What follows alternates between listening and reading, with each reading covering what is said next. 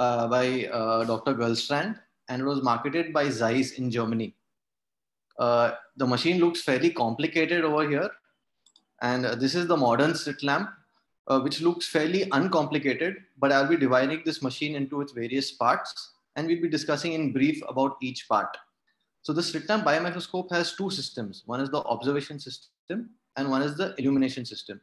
The observation system has an objective lens, which is 22 diopters, and two eyepiece of 10 diopters each. The eyepiece converge at 10 to 15 degrees, and with a pair of prisms, it is re-inverted. The image is re-inverted. The illumination system consists of a halogen bulb on top. It passes through two variable beam splitters, which split into horizontal or vertical beams, into a filter, which is either a blue, green, or yellow, and through a projection lens, and through a mirror into the eye. So the optical principle is these two systems are coupled around the same center of rotation. As we can see here, they have the same screw. They focus on the same plane. That means they are coplanar and coaxial at the same time. And the whole device is set up on a movable trolley, which can be moved by the joystick seen here. This is a Hagstride slit lamp where the illumination device is on top and is reflected downwards and through a set of mirrors into the patient's eye. The previous one was a Zeiss slit lamp where the bulb is placed down and the light is forwarded upwards, again with the help of prisms. To provide good stereopsis, as I said, the tubes are converged at an angle of 10 to 15 degrees. The surgeon can set up his refractive error here in case he doesn't want to use his glasses while examining the patient. There's a locking nut here to free up so that the joystick can move freely.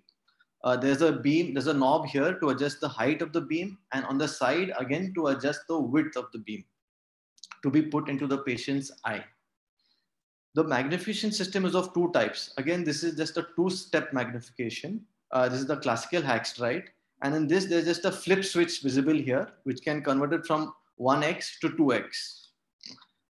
This is the Galilean magnification. In this, you have a knob, and it can be set at, you have different steps, that is either 3-step or a 5-step magnification system, which is most commonly seen nowadays. So the procedure itself can be divided into a prerequisites, methods of illumination, and its different applications. So the prerequisites are pretty basic, but in today's time of COVID, cleaning of the forehead band and changing the paper strip is of utmost importance. Of course, counseling the patient for what procedure is going to come next. Comfortable sitting of the patient and the examiner. Target fixation is important. Either tell the patient to look at your ear or at the target light. Adjust the eyepiece for the examiner's refractive error and the interpupillary distance. This is very important in beginners. We tend to not adjust the interpupillary distance properly, and hence you're not able to focus in the eye. And of course, children may needed to kneel down or sit on their parents' lap. This photo is just a photo of the posture we should keep while seeing patients. The photo on the left-hand side is of the man here with his neck extended. And the second photo is with a neutral spine. So I would advise everyone to just please be aware of this and always see the patient with a neutral spine and not with your neck extended. The long-term stress that falls on our neck, later on we bear the price for that. So if the patient is old, that's the time you can modify your positioning. Otherwise, always stick to the neutral positioning. The patient's forehead should touch the forehead band present superiorly. And we have a slight marker here present laterally. So the lateral canthus should be approximately at this level, at the level of this marking here. The slit width, it is variable and it can be anywhere between 0 and 14 mm. Earlier, there used to be 12 mm, but nowadays we have all the slit lamps based at 14 mm itself, maximum. It may be graduated to allow measurement if you want to measure any lesion. Narrow slits are used to slice through the cornea and determine depth or thickness. And wide slits are used to inspect surfaces. Again, slit height can be modified. Long slits are used to view most structures in front of the pupil, whereas short slits pass through the pupil much better and they're easy to see the fundus in an undilated state. Short slits are also used to assess the clarity of the anterior chamber. Slit orientation, it can either be at 90 degrees or you can tilt it to 180 degrees. This is again important if you want to mark the limbus for your toric lenses. You can mark the 0 and 180. So what is the effect of slit width on the cornea? The wide beam, normally you see mainly the surface of the cornea. A parallelepiped is a balance between surface and depth, whereas a slit is mainly depth of the cornea. Why is the angle important? Wider angles allow a view of deeper layers without interference from reflections from the upper layers. The wider the beam, the greater the angle needed to see behind the surface layer. So we're just going to see effect of angle. So at a 45-degree angle, we get a balance of surface depth and surface. At 5 degrees, we see only the surface. And at 85 degrees, we see depth only. So you will find a graduated scale here present at the screw. So this tells you the angle between the viewing system and the illumination system. You can see now it is set at 0. That is because the illumination system and the observing system are right behind each other. So what is the chronological order by which we do a slit lamp examination? We should follow this. The eyelids are seen first, then the eyelid margin, the tear film, conjunctiva, cornea, aqueous humor, iris, pupil, lens, and vitreous. If we go in this order, we will not miss something like a meibomitis or maybe a stye or maybe a Roplas positive patient when we are posting the patient for a cataract procedure. And in that case, we can prevent further complications. So what are the illumination methods? They can be divided into direct and indirect illuminations. We'll now talk on each. Direct illumination is divided into a diffuse illumination. In this, we illuminate the eye with a broad, unfocused light beam. It is the most commonly used illumination system, and it is directed obliquely between 30 to 45 degrees. You do not use a high magnification here. And in this, you want to assess the eye on the whole. You look at the eyelashes, conjunctiva, sclera, look at the punctum, see if there's any redness somewhere, and then proceed with your further examination. So in diffuse illumination, you can see here there's a Morganian cataract. The other eye, you can see a pterygium with the operated eye. Tangential illumination, it's very important to know that the angle here is around 80 to 90 degrees. It is mainly done to see the pattern of the iris. So why is tangential illumination used? We get to see the pattern of the iris very well. And it's a play of shadows. So we get to judge the thickness of the nodules on the iris based on the shadow it throws. Direct illumination. In this, the observation and illumination system are focused on the same point. You can vary the angle of the illumination or you can vary the magnification. This is again subdivided into parallelepiped, optical slit, or optic slit, and a conical beam. I shall talk about each now. A parallelepiped is around 2 to 3 mm wide. It focuses on the pathologies of the epithelium and stroma. As we can see here, it shows a good block of tissue and it gives us a good balance between surface and depth of inspection. So this is the same eye. The first photo is of a diffuse illumination. In a diffuse illumination, we are unable to see the pigment cells on the IOL. But whereas if we use a parallelepiped, we can see easily the amount of pigments seen on the IOL here. Optical section, in this, the slit width is around 1 mm or less. The angle is anywhere between 45 or 60 degrees. You use a high illumination and high magnification. This is very important for people who want to explore the cornea in depth. You also can get the anterior chamber grading by the Van Herk method in this. We'll discuss about the same. So this is an optical slit. The first bright beam is the tear film. After that, you see a dark band. The dark band is caused due to the epithelium of the cornea. Then we have another bright band. That bright band is the Bowman's membrane. And then you have the stroma of the cornea. and the Descemet's membrane. The Descemet's membrane generally does not show any reflectivity unless it is diseased. Again, here we can see an optical slit. We can see slight thinning at the apex of the cornea. It may be most likely due to keratoconus. This is an example where here we have a parallelepiped of corneal opacity. But to know the depth of the opacity, we have gone into an optical section, and we can see here that the opacity is in the anterior part of the stroma. If we use the same optical section, we can also see the lens, and hence we can divide the lens into its cortical parts and the nuclear part. In the Van Herrick's method, the angle between the illumination system and the observation system is around 60 degrees. Usually, the thickness of the cornea is equal to the anterior chamber depth at the periphery. This is done temporally and at the limbus. This is an example of a narrow angle where the angle is less than 1/4 of the total thickness of the cornea. Therefore, in this patient, you would like to do a gonioscopy. Whereas in the second picture, you can see it is more than 1/4 and maybe he may have an open angle. But this is not a foolproof method. This I'm sure you can get in any textbook. So I'm going to go ahead. Conical beam. Conical beam is observed using a small circular 1x1 or 1x2 mm pattern beam. The light source is around 45 to 60 degrees temporal from the microscope and directed into the pupillary area. The magnification is set at high, and we look for a Tyndall effect to see if the anterior chamber is quiet or there are any cells or flare. Here again, we can see there's a slight, you can see a few cells there and a slight flare.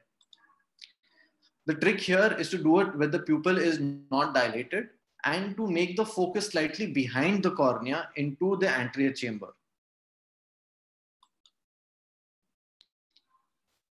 Specular reflection. This method is used to see the endothelium of the cornea. Normally, for the specular reflection to be successful, we have to use a very small slit around 1 to 2 mm.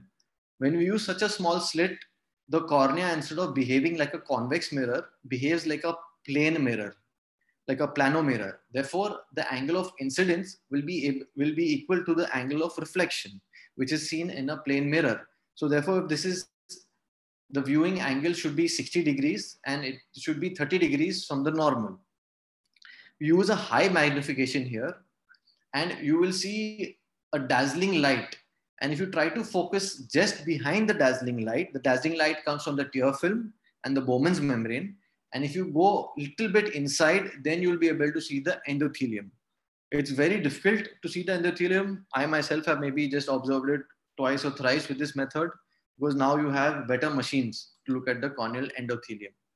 This is just to show you a few guttae in a patient with Fuchs endothelial dystrophy.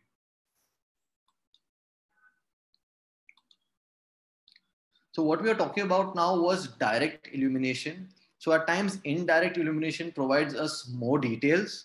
The slit beam is focused on a position just beside the area to be examined. The angle is normally 30 to 45 degrees. I will show you a photo. This will be better. So what we do is the lesion is present nasally, but we focus it just temporal to the lesion. And because of the irregular scattering of light from the lesion at the edge, we are able to see the corneal opacity better and see whether there are any infiltrates, if there are any vessels going through it, or if there's any foreign body embedded in the lesion itself. This is the same, it's called proximal indirect illumination. We'll discuss this photo slightly later. Sclerotic scatter again is very useful to find any small corneal opacities. In this, the viewing system is directed towards the cornea and the illumination system is directed towards the limbus. To do this,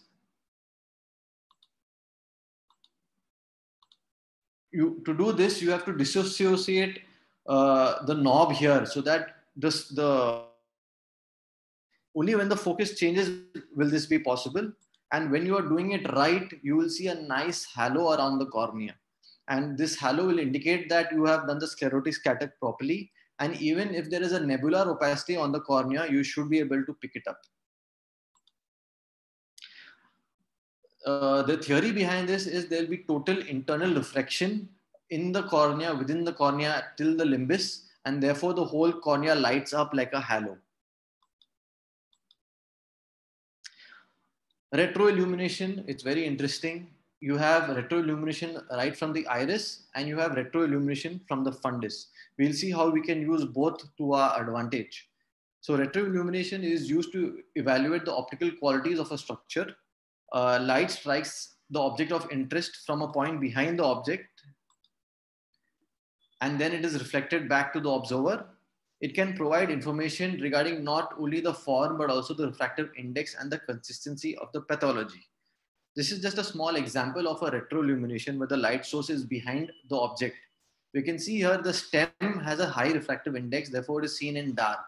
Whereas the petals here, the refractive index, it's slightly semi-translucent, therefore it is passing light through it. So we get a rough idea of what is the refractive index of each object just by looking at the light passing through it. Direct retroillumination, theoretically, I'll just show you. We focus the light on the iris and the light comes back, and our observer system is exactly placed when the light is coming back. So the illuminated area is here and the point of interest is right within the illuminated area. Therefore, here, if you see, this is directly illuminated. The light is bouncing off the iris over here. And this is the indirectly illuminated blood vessels seen here. This is the indirectly illuminated, and this is the retroilluminated part of the neovascularization seen. Again, as I said earlier, this is the directly retroilluminated, and this is the indirectly retroilluminated part. So again, as I said, if it is obstructive, it mainly is pigments or blood. It can be repressive in the case of epithelial edema or refractile in the case of a vacuole, as we can see here.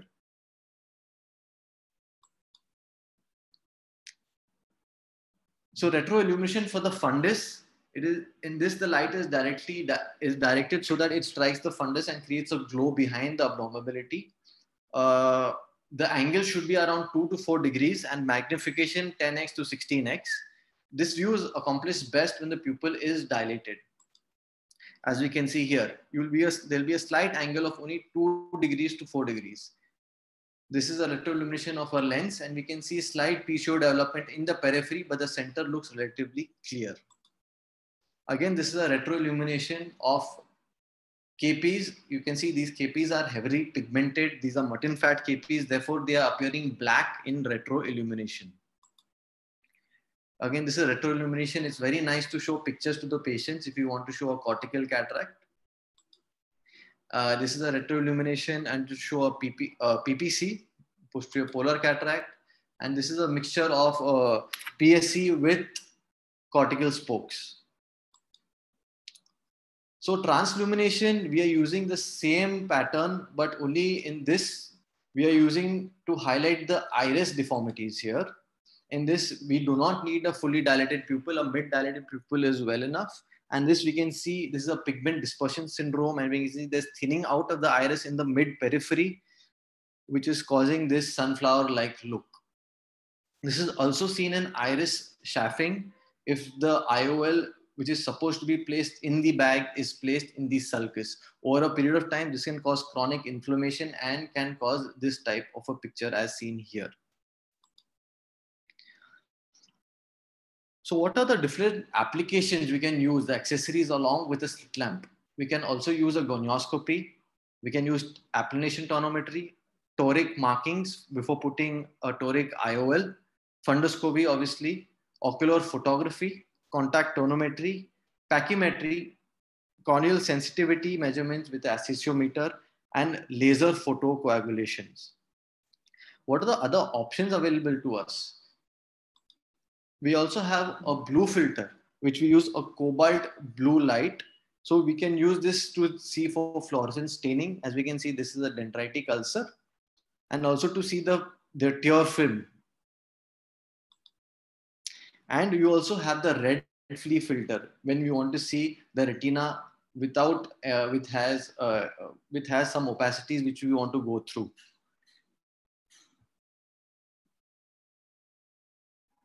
I think I've covered most of the basic in this small talk. If there are any doubts regarding slit lamp, please you can share it now.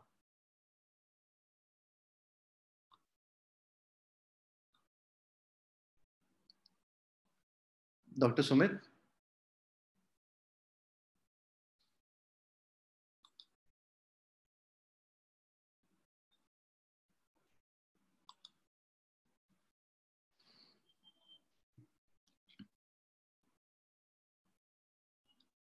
Ganesh, Yes. so you're done? Yes, done. Okay. So there are very few questions that will be answering. I tried to cover most of the basic topics that come with a slit lamp examination. Okay. Covered most of the corneal examination that comes with slit lamp examination. And if they have any doubts, they are free to get in touch with me. Yeah. So the only one question we have here, like how to differentiate between corneal scar, opacity, and infiltrate. Okay, so that is when you have a corneal scar opacity, normally you'll see there'll be a crisscrossing of tissue when the healing starts. So when the healing starts, you'll have a crisscross of the. It's like a it's like a bamboo work which you see something like this, and then we come to know that healing is occurring. And an infiltrate, you will again have the signs and symptoms of an infiltrate, and it will look like a balloon of pus which is present in the cornea. And you want to add anything, Sumit, to this? No, I think that covers it basically. Okay. Because whenever you're this very subtle sign, when like you have a large ulcer, it is very easy to understand that it is there. But when small infiltrate, try to look it into the very high magnification, like maximum it is there. You will see small dots in the stroma. Basically, that is nothing but a cellularity that or lymphocytes and the neutrophils around the infiltrate, which are never there around the opacity. Secondly, the infiltrate will never be very well defined unless it's in the healing phase. Yes. So even the margins will be not very clear as it is there in the opacity. The best time to understand this differentiation is to see a healing ulcer, which has healing on the periphery and the infiltrate in the center. Then you will be able to understand how to differentiate between an infiltrate and the healing that takes place or the corneal scarring that takes place. Okay. Anything else? We don't have any other question as such.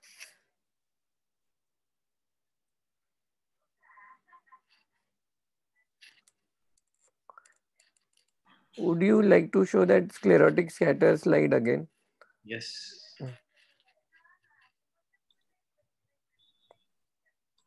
Okay, because I got few questions on the personal chat here that people wanted to see that sclerotic scatter.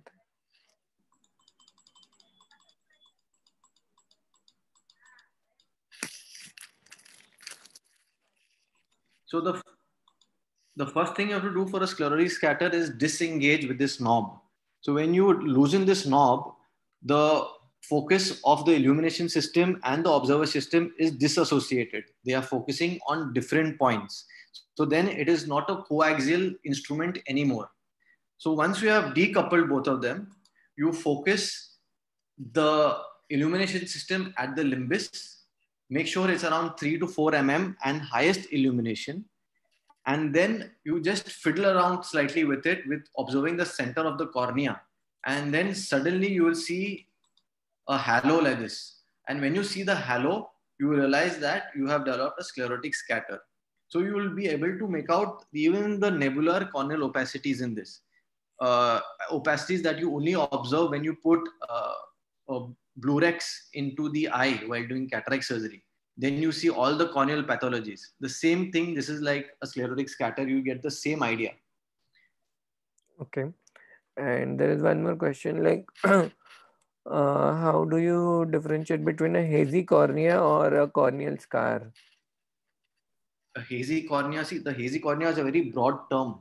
It can be due to epithelial edema or scarring. So epithelial edema, whenever you go through, I'll just show you here on the slit.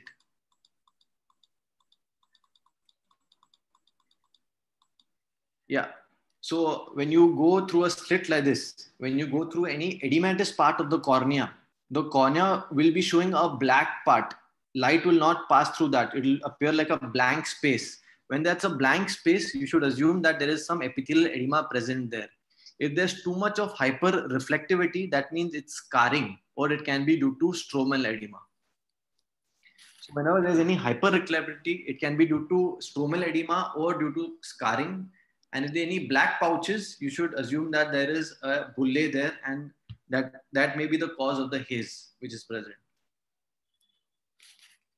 Okay.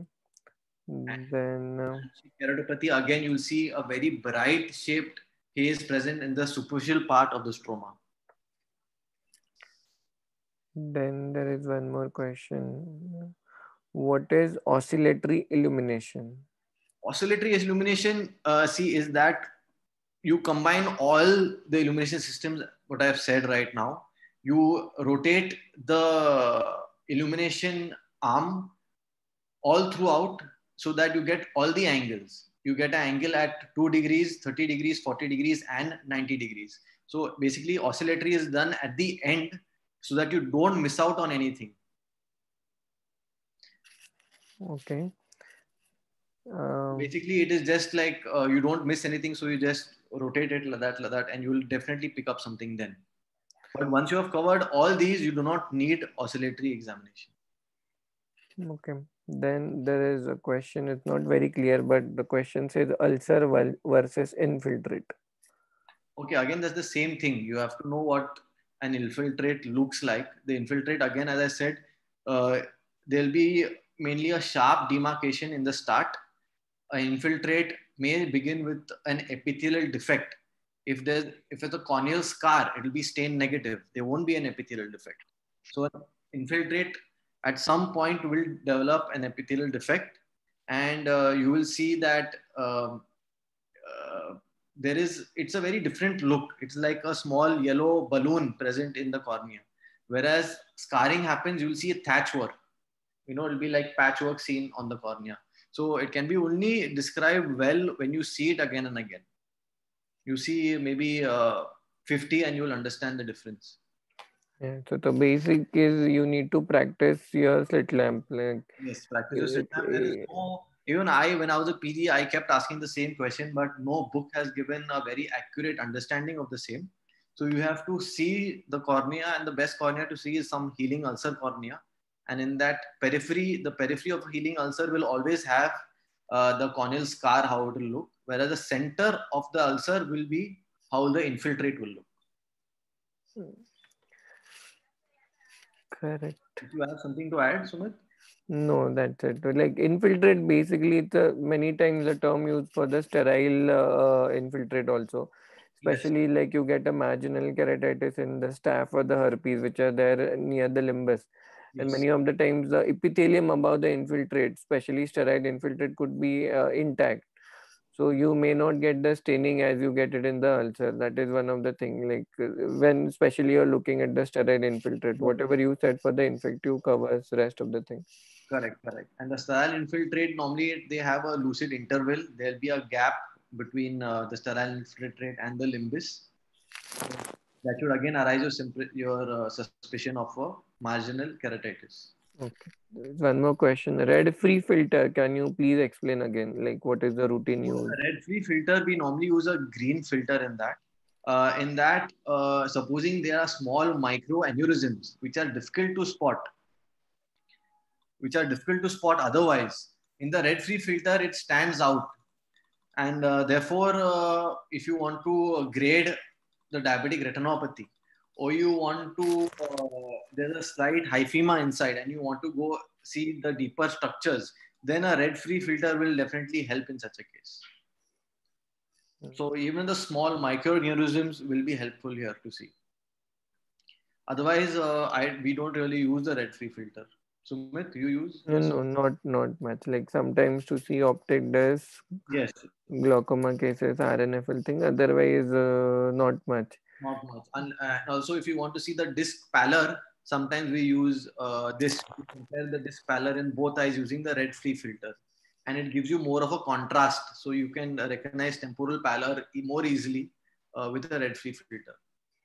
Okay, I think Dr. Dipti, she had joined late, so she is asking again about retroillumination. I think you can just show the picture where in that blood vessels you have shown both the direct and the indirect retroillumination. Yes. So this covers almost everything. This is directly illuminated.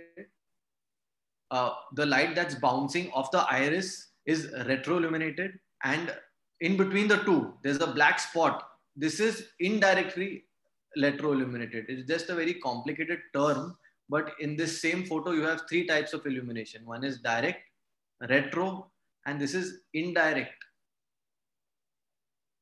Hmm.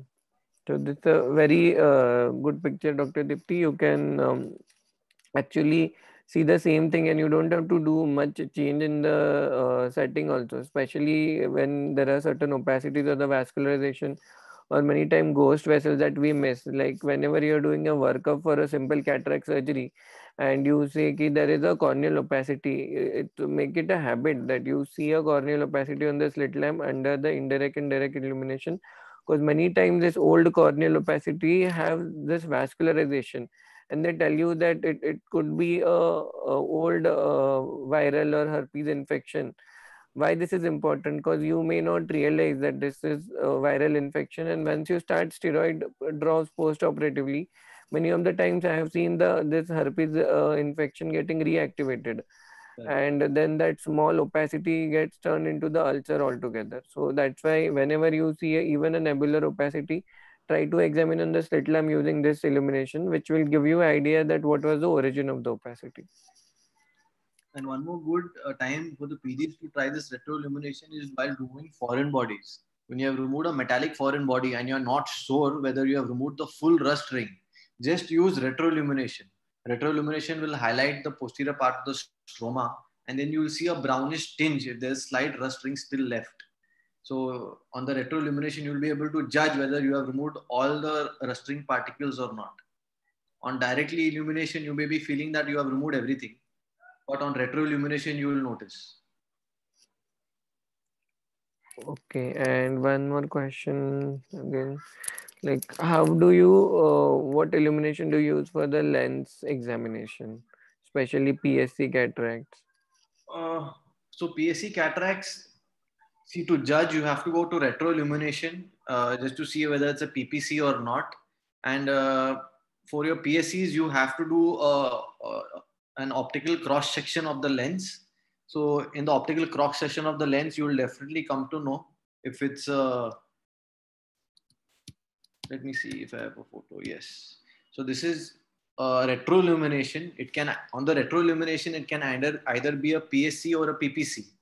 But because it is so focal, it is most likely to be a PPC in this case. And ultimately, you will have to do an optical section of the lens to find out whether it has the onion rings like appearance or not. So this is most likely a PSC, but again, we can only confirm after doing an optical section of this part of the lens. Then we can see the clear rings, and also sometimes you get to see some part of the anterior vitreous. And sometimes in some PPCs, you can see some few lenticular particles in the anterior vitreous part.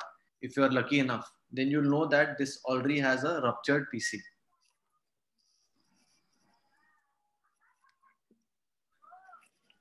Okay. So basically, when in a dilated pupil, you can use this technique, which is very useful, especially to look at the posterior capsule.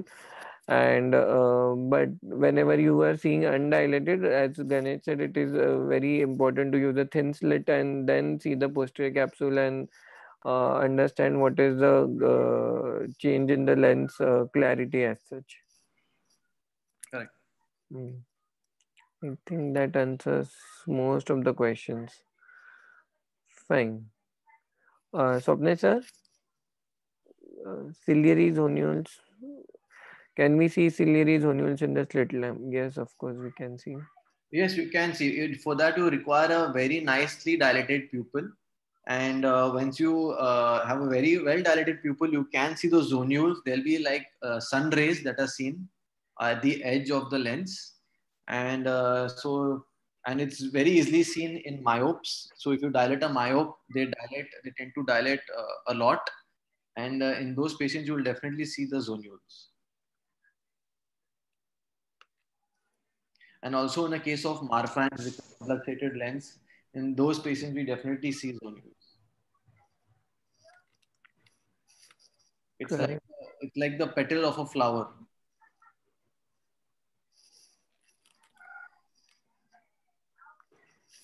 Swapnil sir?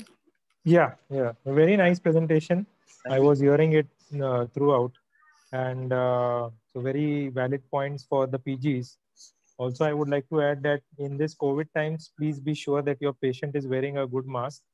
Yes. And when you are doing the slit lamp, there is a barrier between you and you are also wearing probably a double mask between you and the patient.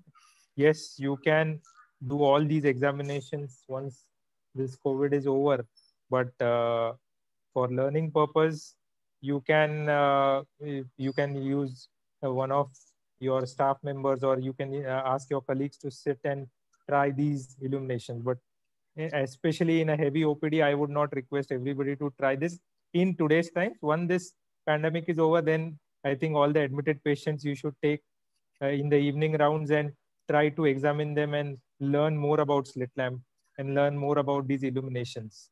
So that would be my advice to all of you. Nowadays, what I am finding difficult when I'm doing 90D biomicroscopy in slit lamp is because the patient is wearing a mask, the 90D is getting fogged because of because we are going closer to the eyeball, and because of the exhaled vapors from the patient, the 90D is getting fogged. So that is where, as a retinologist, we are more dependent on indirect ophthalmoscopy nowadays. So we are avoiding to do 90D examination in these patients because of the mask thing. But very well put presentation. Yes. Thank you, Ganesh. Sir, can we end up like we have answered Sure. all the questions? Yes, sure. And I Okay. hope you upload this presentation because a lot of PGs will benefit from it. Yes, sir. Today only I will upload it. Okay. So Thank you so much. thank you, Ganesh, and thank you, Swapnit sir. And thank you all for attending. This lecture will be uploaded on the YouTube, and the link is already been provided to you all on the group. And our channel name is BOA iTalks Plugged In. You can also find all other old videos also there. So thank you, Ganesh, and thank you everyone, and good night.